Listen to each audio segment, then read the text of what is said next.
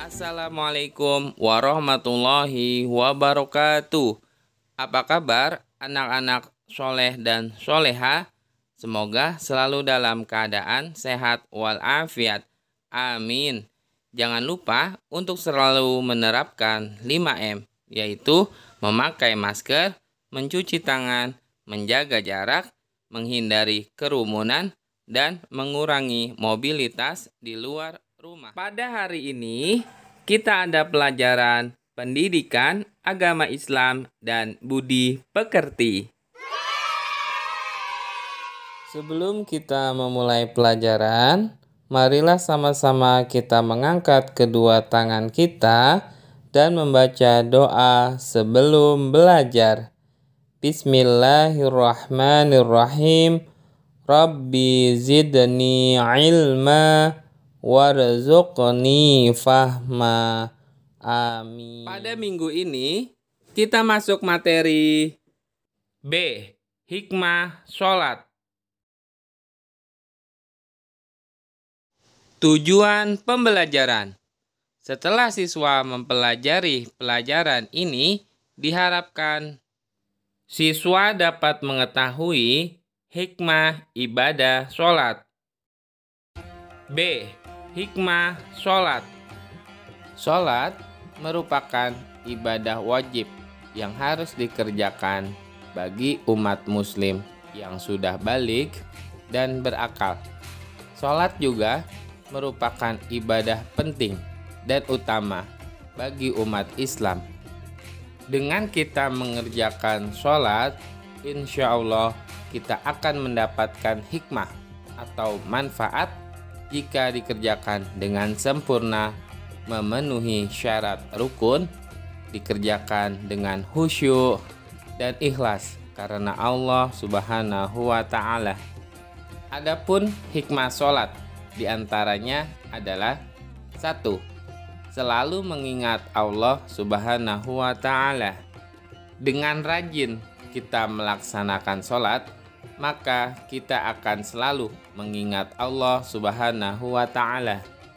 Karena sholat adalah zikir yang paling utama. Yang kedua, mendekatkan diri kepada Allah Subhanahu wa Ta'ala. Sholat merupakan sarana untuk mendekatkan diri kepada Allah Subhanahu wa Ta'ala. Semakin rajin kita mengerjakan sholat, kita akan semakin dekat kepada Allah Subhanahu wa Ta'ala. Dan sebaliknya, jika kita tidak melaksanakan sholat, kita akan jauh dari Allah Subhanahu wa Ta'ala.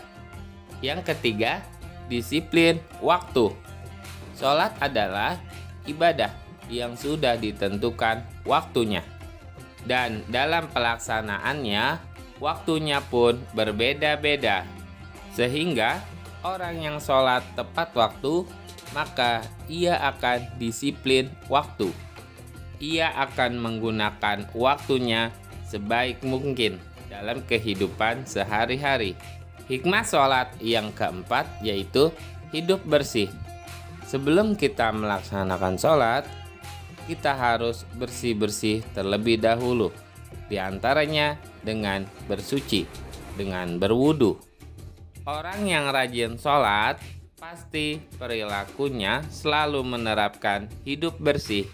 Yang kelima, hidup tertib dan teratur. Sholat merupakan ibadah yang memiliki rukun dan gerakan-gerakan yang sudah ditentukan. Sholat harus dikerjakan secara berurutan sesuai dengan ketentuannya. Jadi, dengan kita melaksanakan sholat, maka hidup kita menjadi tertib dan teratur. Yang keenam, bersikap rendah hati.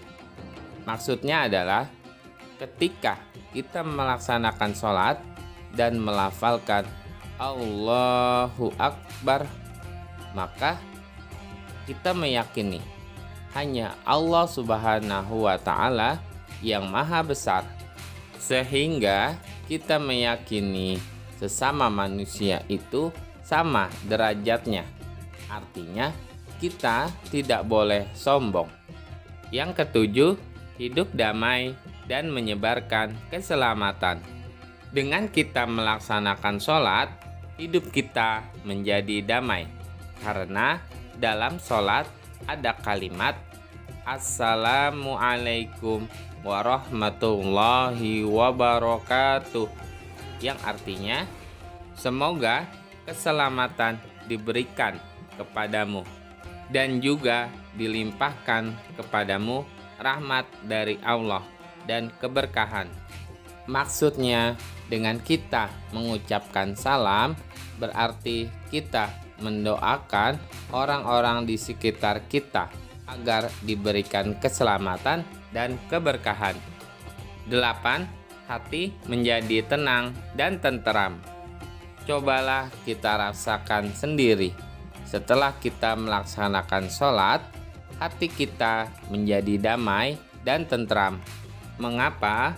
Karena setelah kita melaksanakan sholat, berarti kita telah melakukan kewajiban atau melaksanakan kewajiban dari Allah Subhanahu wa Ta'ala, yaitu melaksanakan sholat wajib. Jika kita tidak sholat, maka hati kita akan merasakan gelisah dan merasa bersalah karena telah meninggalkan kewajiban dari Allah Subhanahu wa Ta'ala. Yang kesembilan yaitu membina kebersamaan, persatuan, dan persaudaraan. Ketika kalian di sekolah ataupun di rumah, selalu melaksanakan sholat secara berjamaah. Itu merupakan membina kebersamaan, persatuan, dan persaudaraan. Sholat yang baik adalah sholat yang dilaksanakan secara berjamaah. Karena berjamaah kita akan mendapatkan pahala yang sangat besar, yaitu 27 derajat.